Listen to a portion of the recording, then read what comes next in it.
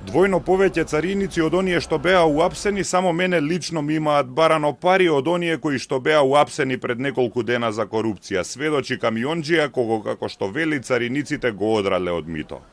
На 15 октомври обвинителството за организиран криминал уапси 14 цариници, еден пензиониран цариник и еден полицаец од граничните премини Новосело и Дојран, осомничени дека примале подкуп. Инсистирајќи на анонимност поради страф од последици, вели дека има докази дека мито му барале 37 цариници, а биле уапсени двојно помалку. Тој ги снимил како му бараат мито, но обвинителството не ги прифатило како доказ затоа што се неовластено снимени.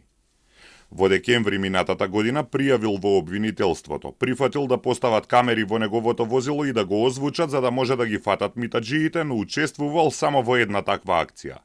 Сакав да поминам повеќе пати за да снимам различни луѓе како ми бараат мито за да ги фатиме сите. Се откажал, но тој не бил единствен на кого му барале мито. Обвинителството ја продолжило акцијата без него и на 15 октомври уапси 16 луѓе.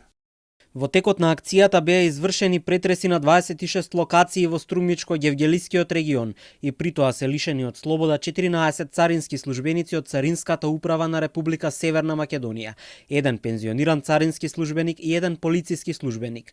Со оглед дека во текот на предистрагата беа спроведени посебни истражни мерки. При претресите беа пронајдени паричните средства што биле примени како подкуп, во вкупен износ од 50.000 евра. Човекот кој пријавил има транспортна фирма регистрирана во Бугарија, која има 5 шлепери и 4 автомобили, кои најголем дел од годината се во Холандија, зашто таму најчесто вози. Се жали дека секогаш кога се враќал од Холандија за да ги регистрира во Бугарија, во Македонија му правеле проблем. Ја поминувам цела Европа, а само на излез од Македонија за во Бугарија бараат пари. Кога 50, кога 100, кога 200 евра. Ме одраа од давање пари, вели тој, па во декември минатата година одлучил веќе да не дава, но тогаш почнале неговите проблеми. На шлеперите не им правеле проблем да влезат во Македонија преку граничниот премин Новосело, но не го пуштале да влезе во земјава со автомобилите регистрирани на неговата бугарска фирма кои ги управувал со полномошно. Ме малтретираа, раскажува камионџијата. На Новосело не ме пуштаа да влезам, па морав да кружам 300 километри да се вратам назад, па преку Бугарија да влезам во Грција, па оттаму во Македонија да влезам преку Ѓевѓелија, каде што не ми прават проблеми. Како може да не те пуштат преку Новосело, а да те пуштат преку Ѓевѓелија, прашува тој. Нема каде не се пожалил. Се јавувал и во утринските програми. Излезам од тој граничен премин, назад ко сакам да се вратам со мојата фамилија, не сме пуштени. 9 пати тоа во последните 6 месеца.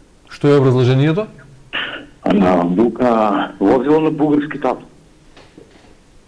Македонија не ве пушта да се вратите назад? Да. Но тоа не било крај на малтретирањето. Се сомнева дека цариниците кои биле лути зашто престанал да им дава мито го искористиле своето влијание преку колеги, па полицијата во Штип му запленила едно од бугарските возила и покрај тоа што има право да го вози во Македонија до 6 месеци. Судскиот процес на кој бара да му го вратат се одолговлечил. Се жали дека му се прекршуваат основните права на слобода на движење.